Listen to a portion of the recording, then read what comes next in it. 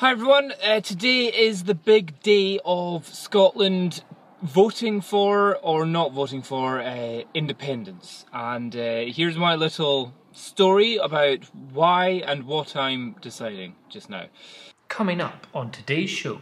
To carry on with the old imperialistic British rule. What's Scotland doing? Is Scotland going alone? We're going to join them, yeah! For some reason we've put nuclear bombs on top of it.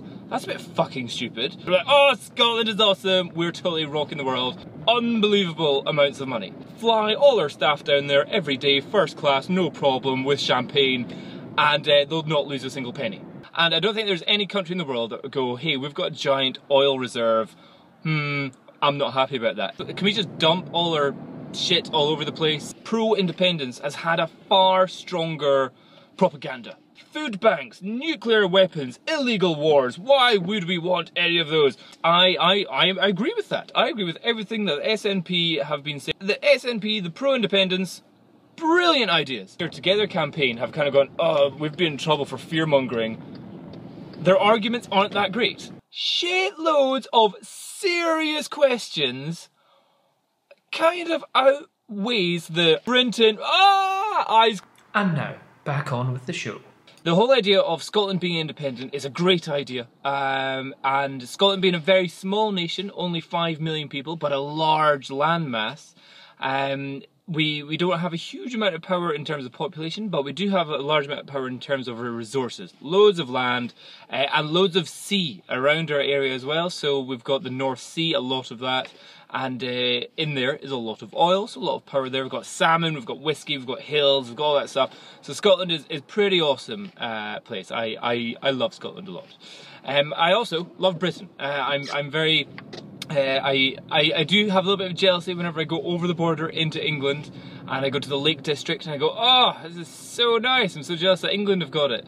When I go down to Cornwall to go surfing, again, it's like, oh, what a beautiful place, and the people down there are absolutely lovely as well. So at no point is there any sort of, oh, I don't like England, or I don't like Britain. And my wife is from Northern Ireland as well. The only connection I don't have is anything with Wales.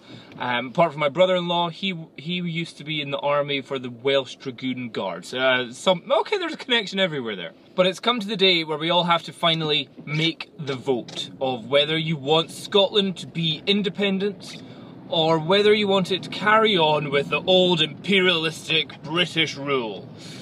Or at least that's just one way of looking at it. The other idea is, let's go independent, i.e. let's leave Britain, let's leave the EU, let's go it totally alone. Or stay part of Britain, stay having a say in the politics in Britain, still having a say in the politics of Europe and all that kind of stuff as well. Or not, you know, it's either or. Because going independent for Scotland, it means if we leave England, we then potentially lose the currency. We'd have to make up our own currency. Or, option A, is nope, we'll just carry on using the pound. If we want to carry on using the pound, we have to enter a currency union with the rest of the UK, which would actually mean that the Bank of England would still be setting interest rates and I think it's fiscal policy and monetary policy, and Scotland being just in a union with it would have no actual control or say over interest rates or inflation or anything like that. But at least it would still get to use the pound, but it would have no power in it. So it's like, oh, we've got independence, we've lost some power here. The other option is we join the euro and then the EU, and if we do that, there's another slight problem in that every new European country that's joined the EU has had to adopt the euro as its currency. So, okay, so we definitely have to adopt the euro, but a lot of the politicians are just like, no, we don't want the euro, no, we don't want to get stuck into that kind of bankrupt currency, no, stay away from there. The other thing is a lot of countries in the EU are not too keen about Scotland just leaving the UK and then joining the euro straight away. For example, in Spain, they themselves have a divided nation as well. They've got the Catalans, the Basque, and there's someone else, I think it starts with a G, the Gregories, something like that. And they're kind of, people inside Spain, they're just like, we're not Spanish. Fuck Spain. We want to go it alone as well. What's Scotland doing? Is Scotland going alone? We're going to join them, yeah! And then Spain's going to break up as well. So that Spain just now is just saying, Scotland, if you leave Britain, tough shit, you're not coming back into the EU. We're not, because every nation in the EU has to unanimously vote for the country to go back into the EU. So if it's not unanimous, it doesn't happen. But then again, there is the whole idea of, wait a minute, we will have the ability to say over our own politics, and we will be able to collect our own revenue and our own taxes, and keep all the money that we get from North Sea oil. Woohoo! Yeah, and similarly, somehow, just in the last 5 days, they've said, oh, but there's a giant pile of oil in the Clyde, which is on the other side of Scotland, which, oh yeah, we didn't know about that because Trident, our nuclear missile system, is based in there, so oh yeah, you can't drill for oil there. So there's a little bit like, wait, what the fuck? There's a whole pile of oil there which we never knew about, and for some reason we've put nuclear bombs on top of it? That's a bit fucking stupid. But then at the same argument, there's also the saying of, yeah, but oil is dwindling, oil is running out, and there is a whole argument, oh well, in 1979 the British politician said it was running out then as well, but oh look, we've still had 40 years of oil. So yeah, that's great. We've had 40 years more of oil. That's 40 years less that we've got of independence with that oil. So that's like, look, there's no question of if it's going to run out, it's a case of when. And some of the the predictions are anywhere between the next 5 years to the next 30 or 40 years. Okay, 30 or 40 years, great. After that, we're still an independent country all on its own. But not to worry, because we've got renewables. Scotland is one of the leaders in the world of renewable energy. We're pretty rubbish with solar power, but we do have wind power, we've got tidal power, we've got wave power, we've got a whole bunch of companies in Scotland which are dedicated to making renewable energy sources. Like, oh, good for us. And there's even an island off of Scotland which is the first ever autonomously, or like fully autonomously renewably energy powered island in the world, where it's got tidal and wave and wind power stations all over the little island, and it needs no electricity from anyone else. So we're like, oh, Scotland is awesome, we're totally rocking the world in terms of that stuff, in terms of renewable energies. We've also got salmon, we've got whiskey, we've got tourism.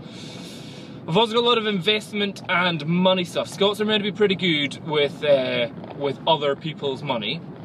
And we've done pretty well. In fact, Scotland made the Bank of England, or a Scottish person invented the Bank of England and all that kind of stuff. And but we kind of fucked that up a wee while ago. The Royal Bank of Scotland, the Bank of Scotland, or whatever it is, the banks really went tits up a couple of years ago, and they all had to be bailed out with foreign investment, either from American banks or from the British economy and all that kind of stuff. So there's like a serious bit of an issue with the money that we had. So, but it does bring in a shed load of money into Scotland. However, some of the money that they're talking about is, like some of these companies, the money that they play with is astronomical. Was it Scottish Widows or SWIP? Scottish Widows Investment Partners or something like that. There's sometimes there's stats that they deal with the equivalent of $100 billion or pounds a year. $100 billion. That is unbelievable amounts of money. And let's just say Scotland goes, oh, we're going independent. Oh yeah. Oh, right, okay, we're needing a little bit more tax. We're just going to put corporation tax up. Oh, just a tiny amount. You know, just 0.5%. 0.5%. Nothing you'll not notice. If you're a company that deals with £100 billion a year, 0.5% works out to £500 million. So if you're just saying, oh, we're just going to put up a tiny amount, don't worry, don't relocate your offices, don't move your staff and all that kind of stuff. Pretty much, I reckon that company could quite happily just go, hold on, we're going to go buy one of the biggest mansion mega corporations down in the centre of London and just, like, fly all our staff down there every day, first class, no problem, with champagne, and they'll not lose a single penny. So there is a slight fear of, for a lot of our financial companies which deal with astronomical money, if there's the Scottish government goes, oh, just need a teeny weeny bit more money from you, they're just going to go, well, that teeny weeny bit more money from us, go fuck yourselves, we're out of here, which would be a major issue. The other thing about the oil, though, going back to the oil, is that the idea that the British government has been squandering all the money from the Scottish oil. I like that idea, the Scottish oil, not the British oil, and the British government has been squandering it. Okay, you can look at it that way. And the idea that the oil itself could be 15% of the GDP of Scotland if we kept all the taxes from it and all that stuff. So that's like, oh, that's a shed load of money. And I don't think there's any country in the world that would go, hey, we've got a giant oil reserve. I'm not happy about that. It is a fantastic thing to have. And if these other promises of other oil around the corner on the other side of Scotland are true, then just like, oh, that's awesome.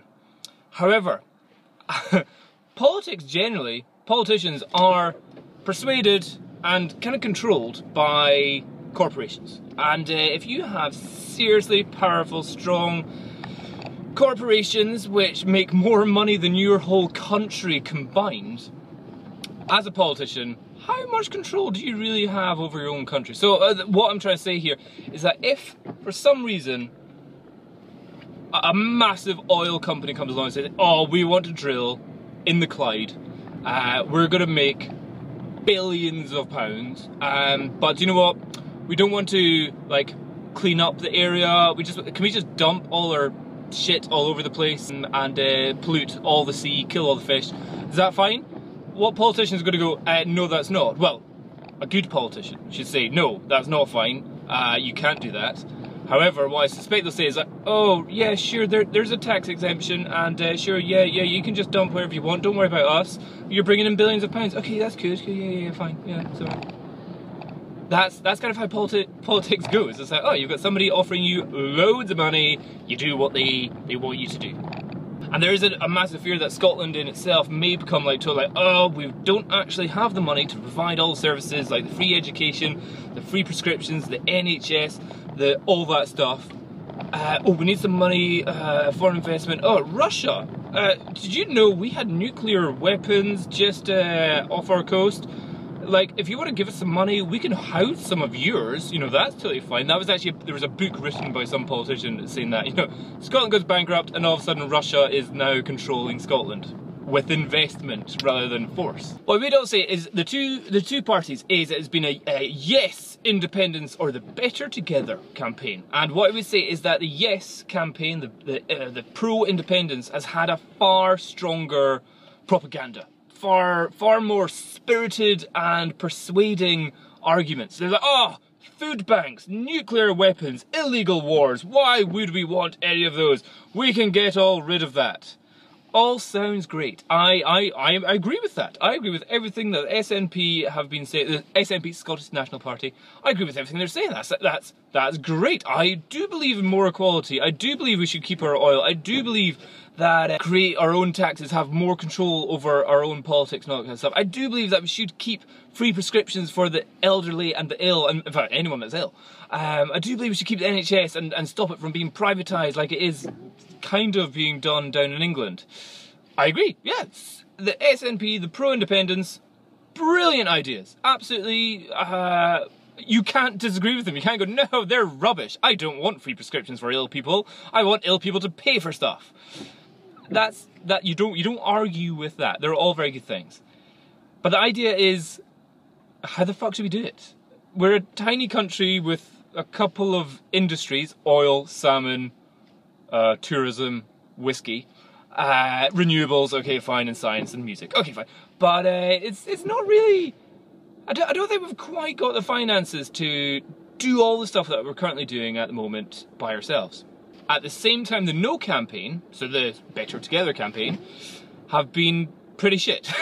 Their arguments aren't, they're just more fear, like there's been a lot of arguments that, oh, you're just fear-mongering, oh, you're just talking down everything, you're just making it sound all really, really bad. Well, that's kind of it. And the bad thing is, whenever the Better Together campaign have kind of gone, oh, we've been in trouble for fear-mongering, their arguments aren't that great. Their arguments are, yes, stay with the union, because we're a marriage. We are better together. We don't want you to leave. It's like, yeah, that's fine, you don't want us to leave, but give me some reasons why you don't want us to leave. And then it's like, oh, well, you won't get the pound, the interest rates will go up, you'll not get any investment, your mortgages will go up. Oh, right, oh, fuck, oh, that's scary. Ah, right, okay, I don't want that shit to happen. And then the Yes campaign will go, oh, you're fearmongering, you're fearmongering. It's like, oh, sorry, we can't fearmonger. Right, well, you know, please be our friends. We're sorry if we've been dicks to you for a long time. So, the Yes campaign is positive and active and yay. The No campaign is negative and down and fear.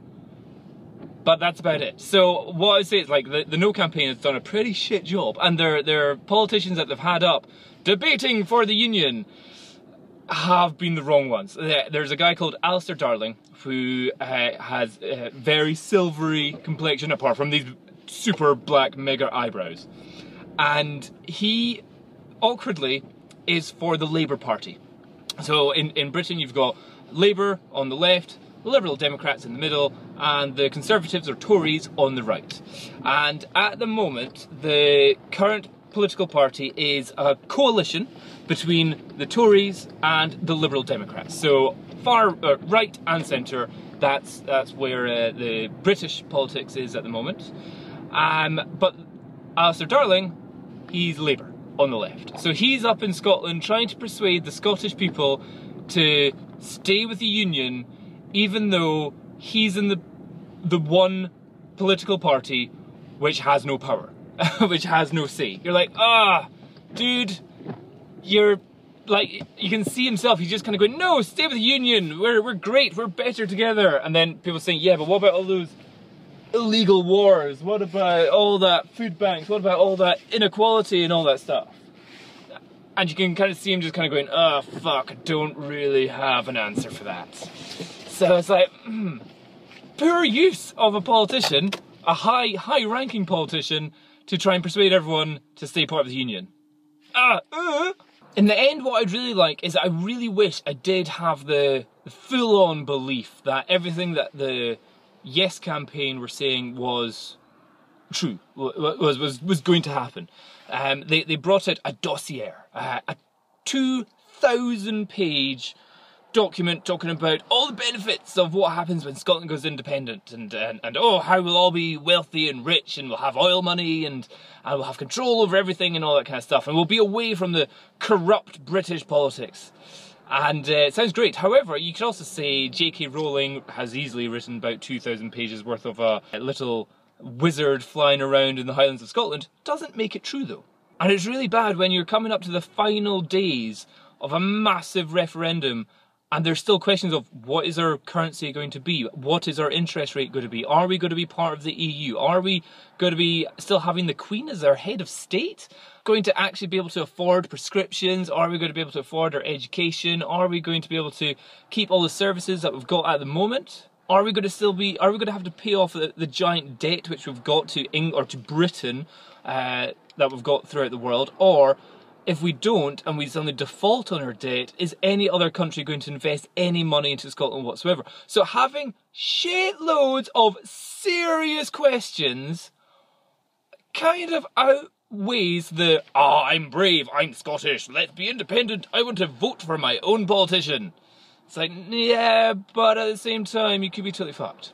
There's also an argument saying there's never been a country in the world that's voted for independence and regretted it. That's fine. At the moment though, Scotland is pretty much a 50-50 split. Maybe 49% yes, 51% no, then it sways around, swaps around, and it's going like that all the time.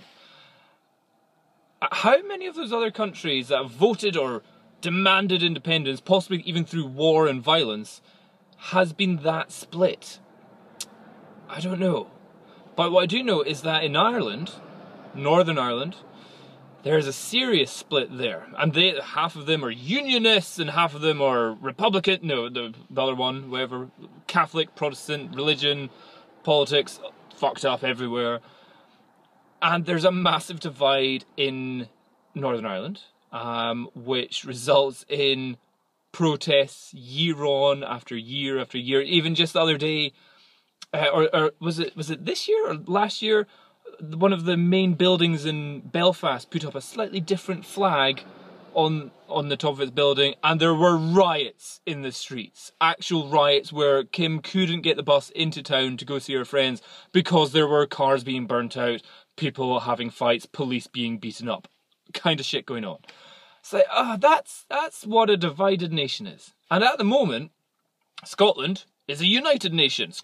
Everyone in Scotland is like, we're all happy to be Scottish, and half of us are happy to be British, but the ones which aren't happy to be British are like, we don't like British politics. Like, look at the British politicians, they're all corrupt, don't like them. Which is fine. So I agree with that. A lot of British politics are potentially corrupt. But believing going independent all of a sudden gets rid of that. That's another question. But the thing is, at the moment we're all like, together, and we don't like England sometimes. England are a bit of dicks. But now what's happened is it's become, hello in Scotland, you're voting yes, you're voting no. Why are you voting yes? Why are you voting no? What's the problem? And it's now become, instead of a united hatred against England, is now a conflict between or within Scotland of, why didn't you vote for independence? Why didn't you vote for the Union? So it's, instead of us versus them, it's now us versus us going on. And this whole referendum has absolutely screwed up the not conformity, but the unionism within Scotland. It now means half of us are pro, half of us are not pro, or half of us are independence passionate, half of us are union passionate. And it just means there's now an internal conflict, which potentially is not going to be resolved either way this votes. So if it goes independence, there's still going to be a conflict. If it goes back to being the status quo, there's still going to be a serious issue. I can see possible passion and riots and problems for a foreseeable future, because this is such a divided topic. And I really wish the SNP, Scottish National Party, had put they put a passionate and well described, or a well versed idea of what they expect Scotland to be. We're going to be brilliant, equal, rich, more equality, better politics, all that kind of stuff. And I wish I believed them. I really wish that I had 100% confidence in what they were saying and what they were doing. Unfortunately, I fear that A, they've made up a whole pile of bullshit. B, it's going to be utopia. No, it's not. It's going to be fucked up. Scotland is so involved in foreign investments that all of a sudden we have a different currency, different finance, and all that kind of stuff. Loads of foreign investment are just going to go, let's not deal with that. Let's just go down to England. England's a safe bet.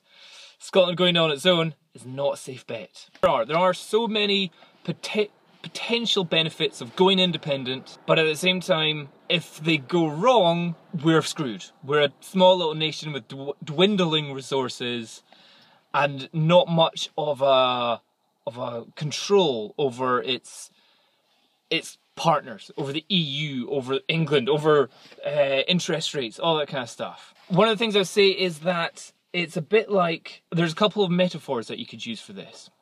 If I was standing at the edge of a cliff and I've got a person on either side, I've got Alistair Darling on one side and Alex Salmond on the other. Alex Salmond is saying, yeah, jump off the cliff.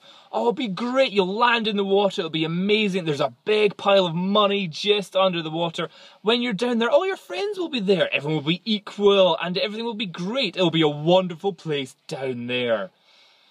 You're like, I'm jumping off. I'm going. On the other side, I've got Alistair Darling or the UK Together campaign going, no, there's barely any water there, you're just going to hit the ground and you're going to die. And then he steals the money out of my pocket and runs away laughing.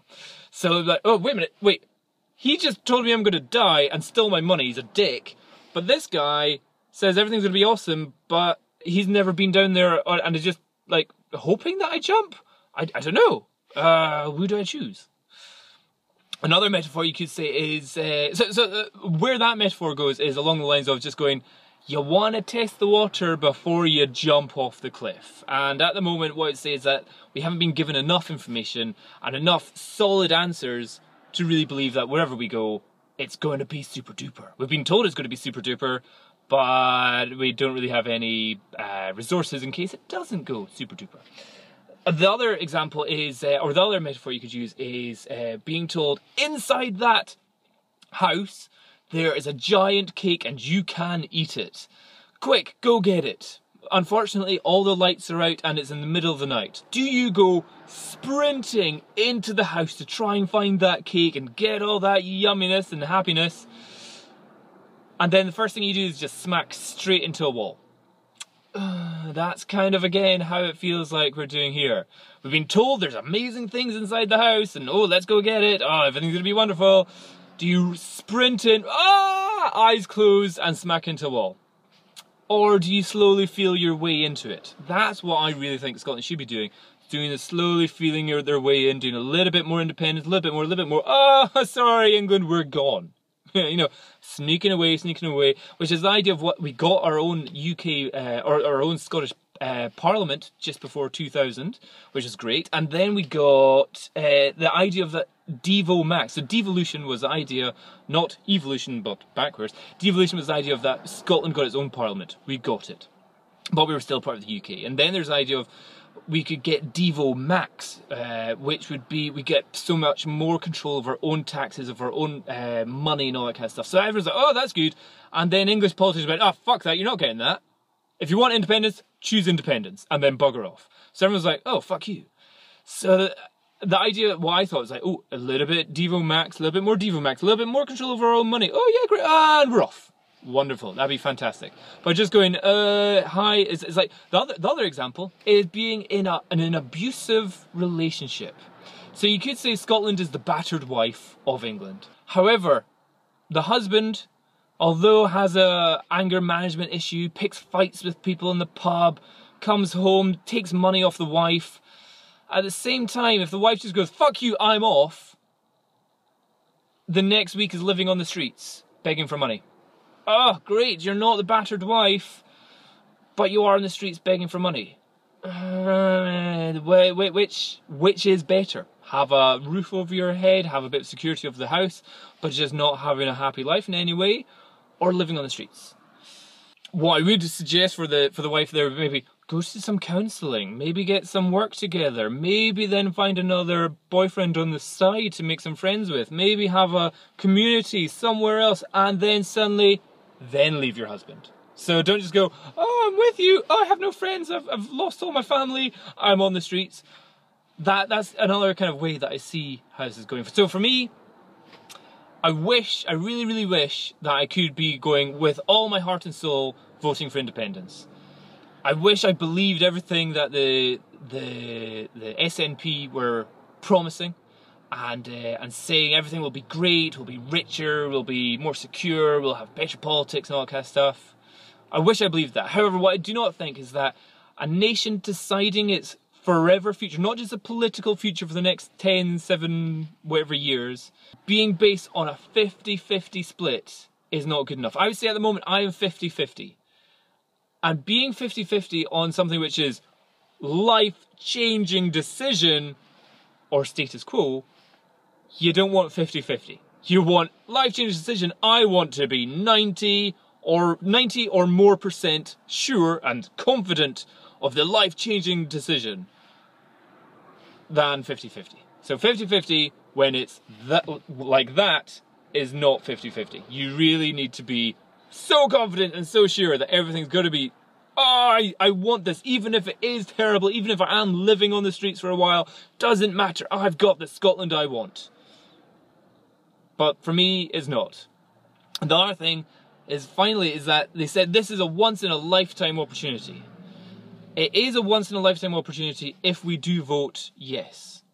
If we vote no, we could still complain, still grump and moan, and within another generation have another referendum, which hopefully would bring around some more clarity, some more ideas, some more, we know exactly what will happen.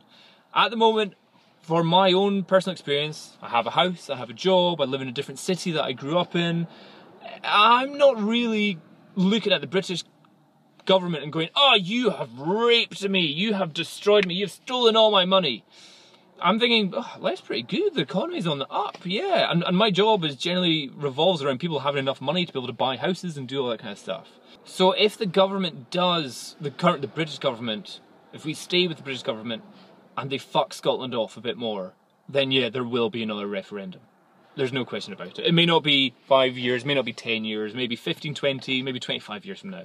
Maybe I will be 30, I'm 30 now, I could be 50 by the time the next referendum comes around. Hopefully, if that does happen, we'll have so many more solid answers. We'll be so much more dispassionate about British politics or angry with British politicians that will be so much more determined to vote for Scottish independence. But at the moment, a 50-50 split, Scotland versus England, Scotland versus Scotland, does not make a great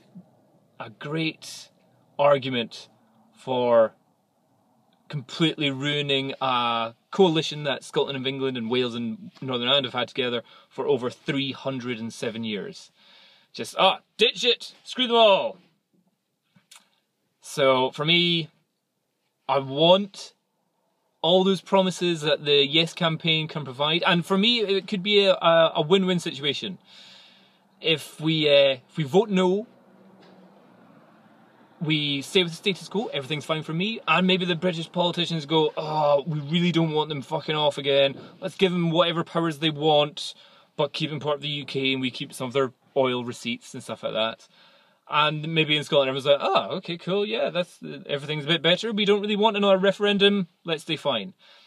If we vote yes, and it's all good, then we win again. So, we're independent. We've got loads of investment coming in. Everything's great, wonderful, everything's super. Then it's a win-win situation either way. So I see it as a win-win situation, or it's a win, status quo, and lose situation. So if we vote yes, there is the opportunity of it just kind of going, no money invested in Scotland anymore. We don't actually have all the resources that we said. Alex Salmond has unfortunately died of a heart attack and is not trying to make everything better anymore. If you're not 100% confident, or 90% plus confident, in voting for something which is potentially going to massively affect and change your life, not obviously for the better, and with just hopes and promises from politicians, would trust them, yeah, it's not going to happen. For me, anyway. So for me, I'm voting no, but I wish I had the confidence to vote yes. And I suspect in the future, if there is another referendum, if we do vote no just now, we will get that and we'll be far more sure about it. Granted, it may be a generation, it may even be a lifetime away. But I would say this isn't something to rush into, and especially with false promises and arguments on both sides of the borders. So, that's my decision. Cheers. Bye-bye.